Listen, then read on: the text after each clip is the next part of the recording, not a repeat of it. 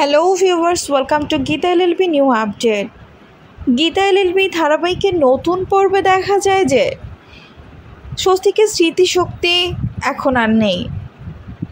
স্বস্তিকের বিয়ে ঠিক হয়েছে টিপের সাথে, যেখানে গীতা এখন আশ্রিতা হয়ে আছে।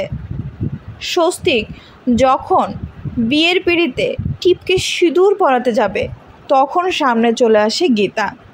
আর গীতাকে দেখে স্বস্তিকের সব পুরনো কথা মনে পড়তে লাগলো।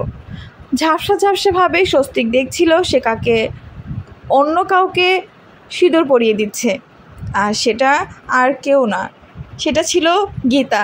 স্পষ্টত হতে সিঁদুরের কৌটা ফেলে দিয়ে স্বস্তিক মাটিতে লুটিয়ে পড়ল। সবাই মিলে স্বস্তিকে ধরে উপরে নিয়ে ডাক্তার দেখাইলো, আর ডাক্তার এসে বলল কিছু একটা ভেবে স্বস্তিকের এই অবস্থা হয়েছে। এরপর স্বস্তিকের জ্ঞান ফিরলে স্বস্তিক সামনে গীতাকে দেখে অবাক হয়ে চিৎকার করে ডাকতে লাগলো, গীতা তুমি এখানে? তো বন্ধুরা, কেমন লাগলো আজকের পর্ব অবশ্যই কমেন্ট করে জানাবে, আর লাইক সাবস্ক্রাইব করে সাথেই থাকবে। ধন্যবাদ।